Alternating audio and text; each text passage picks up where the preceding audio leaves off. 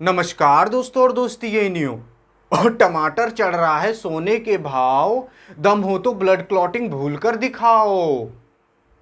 जी हाँ साथियों, आज इस तरीके से ब्लड क्लॉटिंग पढ़ने वाले हैं कि चाह के भी भूल नहीं पाओगे। और आप जानते ही होंगे ब्लड क्लॉटिंग इतना इंपॉर्टेंट टॉपिक है आपके एग्जाम के पॉइंट ऑफ व्यू से, क्योंकि यहां से क्वेश्चन आना एकदम तय रहता है। यहां से खड़े आपसे क्वेश्चन पूछ लेगा एग्जाम में, चाहे टिक द करेक्ट ऑप्शन के रूप में, चाहे जिस रूप में। आइए चलिए हम पढ़ते हैं आज ब्लड क्लॉटिंग, यानी कि खून का थक्का किस तरीके से जमता है हमारे शरीर के अंदर।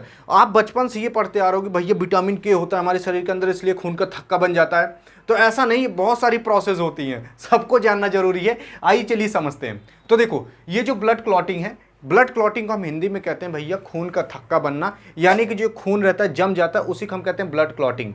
ये जो ब्लड क्लॉटिंग रहती है भैया, ये एक नॉर्मल आदमी में लगभग 4 से 8 मिनट के अंदर बन जाता है, इससे पहले भी हो जाता है।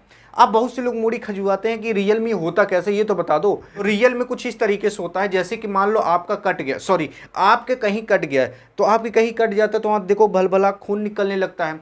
तो वो जो खून रहता है ज़्यादा से ज़्यादा 2 से 4 मिनट नहीं, ज़्यादा से ज़्यादा 8 मिनट तक, इससे ज़्यादा नहीं निकलता है। तो होता क्या है कि वहाँ जो खून रहता है, खून निकलना बंद हो जाता है, वहाँ पर लाल लाल पपड़ी जम जाती है। तो वो जो पपड़ियाँ जम गई है उसी कहते हैं खून का थक्का जमना। अब वो जमता कैसे, इसको समझते हैं। आप देखोगे पिक्चर उच्चर में हीरोआ हीरोइनिया के लिए जब लड़ता है तो उसके कहाँ कहाँ से खून आने लगता है, यहाँ से खून आने लगेगा, यहाँ से खून आने लगेगा, कभी कभी हथौम कट जाता है। तो हीरोइनिया आती है, तुरंत अपना दुपट्टा फाड़ती है, हीरोआ के यहाँ बांध देती है ताकि खूनवा ना निकले। अब देखो हीरोइनिया क्या करती है, वो जानती है कि भैया बेचारे खाली यार 2 से 4 मिनट रुक जाता तो खून का थक्का जम जाता, तो खूनवा निकलता नहीं है इसके। तो हीरोइनिया जानते रहती है, इसीलिए ला के यहाँ दुपट्टा बांध देती है। हीरोआ नहीं जानते रहता है, हीरोआ लड़ने के लिए बंडियाँ उंडियाँ निकाल के फेंक देता है, धोनी दिखाने, सॉरी सिक्स पैक दिखाने के लिए अपना। तो समझ गया, अगर बंडी होती तो अपना बंडी फाड़ के यहाँ बांध लेता, लेकिन नहीं, हीरो को सिक्स पैक दिखाना है। तो यहाँ पर जो हीरोइनी रहती है वो जानते रहती है। तो आज आप भी जान जाओ कि किस तरीके से खून का थक्का जमता है। तो देखो, जब भी हमारा कटता है, सॉरी जब भी हमारे कहीं कटता है, जैसे मान लो यहाँ कट गया या फिर यहाँ पर कट गया, तो जब भी कहीं कटेगा तो वहाँ की कोई ना कोई टिश्यू कटेगी भाई, सिंपल सी बात है। तो जब भी कहीं कटता है तो वहाँ की जो टिश्यू होती है और जो प्लेटलेट्स होते हैं वहाँ के, वो क्या करते हैं, एक चीज़ बनाने रखते हैं, एक केमिकल का चीज़ बनाते हैं। उस केमिकल का नाम रहता है भैया थ्रोम्बोप्लास्टिक। अब बहुत से लोग यहाँ पर मूड़ी खजुआ रहे होंगे, ये प्लेटलेट क्या है। तो मैंने आपको पिछली वीडियो में ब्लड के बारे में जब पढ़ा रहा था तो आपको सब कुछ बताया था, आरबीसी, डब्ल्यूबीसी, प्लेटलेट्स क्या होते हैं, कैसे काम करते हैं।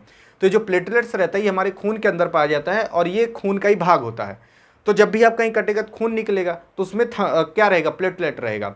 तो अब वो जो प्लेटलेट है तो वो क्या करता है, एक चीज़ बनाने लगता है थ्रोम्बोप्लास्टिक। ये प्लेटलेट और टिश्यू वहाँ के दोनों बनाते हैं जहाँ कटा रहता है। तो ये थ्रोम्बोप्लास्टिकवा क्या करता है, ये एक चीज़ और बनाने में मदद करता है जिसका नाम रहता है प्रोथ्रोम्बिनेज। ये जो प्रोथ्रोम्बिनेज है इसको कौन बनाता है, थ्रोम्बोप्लास्टिक बनाता है। सिंपल सी बात है। तो यहाँ पर एक प्रोसेस हो गया ये पूरा। अब देखो, ये सारी जो प्रोसेस होती हैं हमारे शरीर के अंदर, जो खून का थक्का बनता है, ये सारा पूरा प्रोसेस लेके उस पूरी प्रोसेस को हम कहते हैं कैस्केड प्रोसेस। बहुत से लोग इसको कैस्केडिंग प्रोसेस भी कहते हैं, कोई दिक्कत नहीं है। तो चाहे ब्लड क्लॉटिंग का हो, चाहे कैस्केडिंग प्रोसेस करो, कौन दिक्कत नहीं है।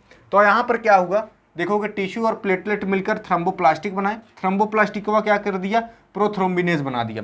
अब ये जो भगवती धरा प्रोथ्रोम्बिनेजवा है, इसका क्या काम होता है, प्रोथ्रोम्बिनेजवा एक चीज़ को जाकर उठाता है। किसको उठाता है, वो चीज़ हमारे शरीर के अंदर पहले से मौजूद रहती है जिसका नाम रहता है प्रोथ्रोम्बिन। ये जो प्रोथ्रोम्बिनवा रहता है इसके पास तुरंत जाता है, प्रोथ्रोम्बिनेज से कहता है उठ रहे कहूँ कट गया, तो तुरंत ये प्रोथ्रोम्बिनवा क्या करता है, उठ जाता है। जैसे ही उठता है ना तो इसे पता रहता है कहीं ना कहीं कट गया है। तो जैसे ही उठता है ना तो ये तुरंत थ्रोम्बिन में बदल जाता है। तो आप देखोगे जो प्रोथ्रोम्बिन था जैसे उठा थ्रोम्बिन में बदल गया। अब ये कैसे, देखो कि जब आपकी वाली सोती रहती है तो बड़ी निक लगती है देखने में, तो क्या रहती है एकदम भैया स्वर्ग की तरह लगती है, परी की तरह लगती है। लेकिन जैसे उठ जाती है चुड़ैल की तरह बन जाती है। तो आप देखोगे यहाँ पर प्रोथ्रोम्बिन भी जब सोता रहता है, प्रोथ्रोम्बिन यानी निक रहता है, उठ जाता है, थ्रोम्बिन बन जाता है। तो सिंपल से यहाँ पर भी वही कहानी है। अब जैसे थ्रोम्बिन उठ गया ना तो इसका काम होता है कि जाकर फाइब्रिनोजन को उठाना। तो जाकर तुरंत उठाएगा फाइब्रिनोजन को, उठ उठ, तो कट गया, फाइब्रिनोजनवा तुरंत उठ जाता है। जैसे ही फाइब्रिनोजनवा उठेगा ना ये तुरंत फाइब्रिन में बदल जाता है। फाइब्रिन बदल गया। तो अगर आप फाइब्रिन सुनोगे तो आपको कुछ कौन नाम याद आएगा यार, फाइब्रिन का मतलब जैसे फाइबर वाइबर याद आ रहा है। तो हाँ, वैसे होता है ये फाइबर की तरह होता है। तो फाइबर आप जानते हो कैसे होता है, रेशेदार होता है। तो कुछ इस तरीके से रेसे रेसे टाइप का होगा, समझ रहे हो, कुछ ऐसे होगा कुछ ऐसे होगा। तो आप देखोगे ये फाइबरों मिलकर कुछ बना नहीं ले रहा है, तो ये बना ले रहा है एक तो जाली टाइप का। तो जाली टाइप का इसलिए बनाता है कि अब ये जो फाइब्रिनवा है जहाँ पर कटा है वहाँ पर भाग के जाएगा और जाली की तरह से चिपक जाएगा। तो जैसे मान लो आपके यहाँ पर कटा है, यहाँ पर आग जाली टाइप का कुछ लग गया, तो जाली टाइप का जो लगा है तो क्या होता है वहाँ पर पीछे जो खून आ रहा है वो सारा आँख अड़स जाता है, और जब हवा लगती है तो सूख कर वहाँ पर पपड़ी जम जाती है। लेकिन अगर मान लो कहीं कटा है और कुछ ही देर बाद 2 या 4 मिनट बाद आप उसको फिर से खोल दोगे ना, ये जलिए टूट जाती है, फिर बलबला खून निकलने लगता है, फिर फाइब्रिनवा का आना पड़ेगा, क्या भगवती धरा, फिर खोल दिया, फिर से फाइब्रिन को आना पड़ेगा, फिर से ये सारी प्रोसेस होने लगेगी। तो सोचो जो हीरोइनिया रहती है जो लाकर दुपट्टा बांध देती है उसको पता रहता है कि सारा प्रोसेस होगा, तुरंत आग दुपट्टा बांधे ताकि 2 से 4 मिनट 8 मिनट में ये सारा काम हो जाए। समझ गए ना। अब देखो जैसे कि मान लो कौनो नस है ऐसे करके, ठीक है, अब भैया कभी भी आपका कटेगा, सॉरी जब कभी भी कहीं भी कटेगा आपके, तो क्या कटेगा भैया, यहाँ जैसे मान लो चमड़ा उमड़ा कट गया, तो इन सब के नीचे जानते हो पूरा हमारे शरीर के अंदर वायरिंग फैली है नस की जिससे खून दौड़ता है। तो कोई भी कहीं भी कटता है तो वहाँ पर कोई ना कोई नस कटती है। तो जैसे कि मान लो यहाँ पर नस कटी, तो जैसे नसा कटी मान लो यहाँ से कट गई, अब यहाँ से पीछे से क्या आ रहा था, खून आ रहा था। अब खून देखा भैया यहाँ खुला है, ऐसे यहाँ से बाहर निकलने लगा। समझ गए ना। लेकिन तो ये सारा प्रोसेस तुरंत होगा, जैसे होगा फाइब्रिन आकर यहाँ पर एक तो जाली टाइप का बना लेगा ऐसे ऐसे कह के। अब जाली टाइप का बना लिया तो यहाँ जो खूनवा था वो जाकर इसी में सारा आ जाएगा। खून में होता क्या है भैया, RBC होता है, WBC होता है, प्लेटलेट्स भी होता है, बहुत सारी चीज़ें होती हैं, वो कुल जाकर इसी में फंसने लगेंगी, और जैसे जैसे हवा लगेगी कुल यहीं पर मिलकर झुरा जाएंगे, झुराने के बाद पपड़ी टाइप का जम जाएगा। लेकिन अगर 2 से 4 मिनट बाद आप सोच रहे हो खोल के इसे देख लो तो ये जलिए टूट जाएगी, तो जितना भी आड़सा रहेगा कुल भला भला फिर से बाहर आने लगेगा, फिर से आपके खून बहने लगेगा। तो इस तरीके से भैया हमारे शरीर के अंदर ब्लड क्लॉटिंग होता है। तो आप समझ जाओ ये जो फाइब्रिनोजन है ना, मेन काम यही करता है, जाकर जाली बना लेता है। यहाँ तक समझ में आ गया। अब अगर देखोगे ये जो सारा प्रोसेस होता है ना, उन समय भैया जो कैल्शियम रहता है वो बहुत ज़्यादा मदद करता है, विटामिन के भी बहुत ज़्यादा मदद करता है। तो बचपन से आप पढ़ते आ रहे हो कि विटामिन के भैया बहुत मदद करता है। देखो विटामिन के तो करता है सारी प्रोसेस में, कैल्शियम भी करता है। ये सारा चीज़ें जो होती है वो सब कैल्शियम की निगरानी में होती है। अगर कैल्शियम ना रहे तो होगा ही नहीं ये सब। समझ गए ना। तो इस तरीके से हमारे शरीर के अंदर कुछ ब्लड क्लॉट होता है, यानी खून का थक्का जमता है। यहाँ तक समझ में आ गया ना। अब देखो, अब आप सोच रहे हो कि भैया जब ये सारी चीज़ें हमारे शरीर के अंदर हैं तो क्या हमारे शरीर के अंदर वो वाला खून काहे नहीं जम जाता। जम जाए कोनो दिक्कत नहीं होगी। तो भैया बहुत दिक्कत होगी। जब भी हमारे शरीर के अंदर खून जम जाता है ना, तो हमें एक बीमारी हो जाती है, जिस बीमारी का नाम रहता है हेमरेज। ये हेमरेज में होता क्या है ये समझ जाओ। देखो जैसे कि मान लो ये नस है, ठीक है, आपकी कहाँ की ये हाथ वाली नस है और कहीं मत समझना।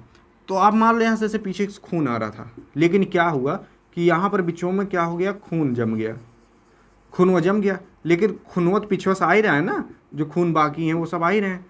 तो ये खूनवा आकर यहाँ पर प्रेशर मारेंगे। जानते हो हमारे शरीर के अंदर खूब प्रेशर खून बहता रहता है, प्रेशर मारेंगे लेकिन खूनवा आगे जा ही नहीं पाएगा। तो यहाँ पर ये नसिया फूलने लगेगी। भैया पीछे से खूनवा आ ही रहा है, यहाँ से नसिया ऐसे ऐसे फूलने लगेगी, ऐसे ऐसे नसिया फूलने लगेगी। लेकिन अब नसिया बेचारी कितना फूले, तो जो एक समय आएगी नसिया फट जाएगी, तो आपके शरीर के अंदर ना पूरा खून छितरा जाएगा, नसिया फट गई। उसी कहते हैं भैया हेमरेज हो गया। बहुत से लोग कहते हैं ब्रेन हेमरेज हो गया। तो ब्रेन हेमरेज इसलिए कहते हैं क्योंकि ब्रेन में हेमरेज ज़्यादा होता है, क्योंकि जो ब्रेन की नसें रहती हैं वो बहुत पतली रहती हैं। तो कहूँ अगर रिच्ची से इतना भी हो जाए ना, इतनों भी खून जम जाए, ब्रेन हेमरेज हो जाएगा। और ब्रेन में भैया नस फट गई, जान जाओ क्या होगा, हम लोग भी फट जाएंगे।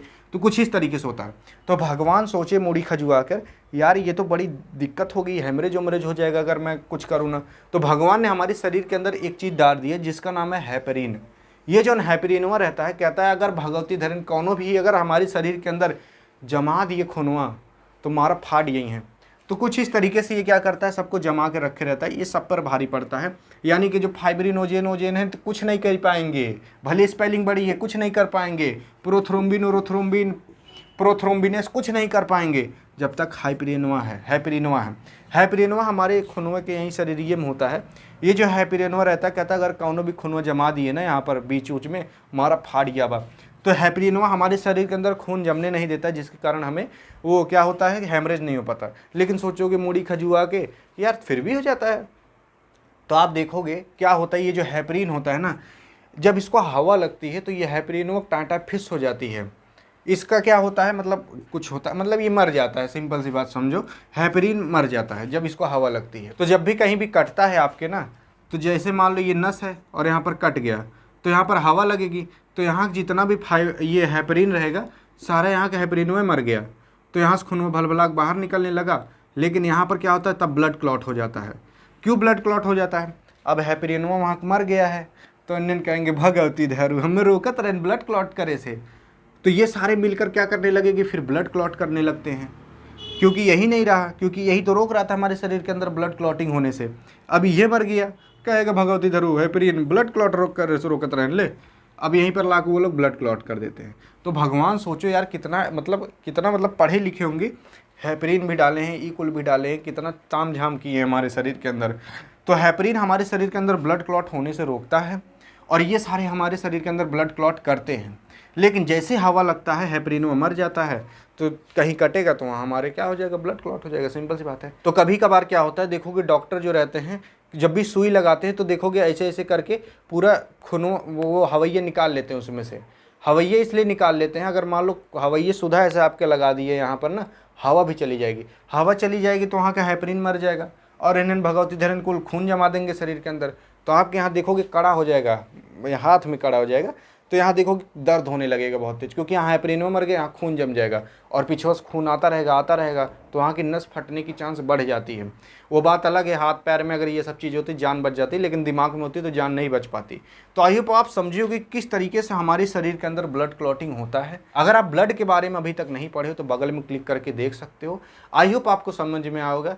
यहाँ पर होती वीडियो एंड, वीडियो पसंद आए तो करिएगा अपनी वाली के पास सेंड, ताकि वो भी कुछ पढ़ ले। अगर आपको शादी के बाद बेलना लेके दौड़ाए मारने के लिए, तो वो भी कुछ याद करे कि हाँ यार अभी मार दूंगी तो इसके खून निकलेगा तो इतनी सारी प्रोसेस होगी, तो झूठे क्या इतनी प्रोसेस करवाऊँ, बेलना से रहत नहीं देते मारने। तो आई होप आप समझोगे। मिलेंगे नेक्स्ट वीडियो, तब तक के लिए जय हिंद और जय भारत।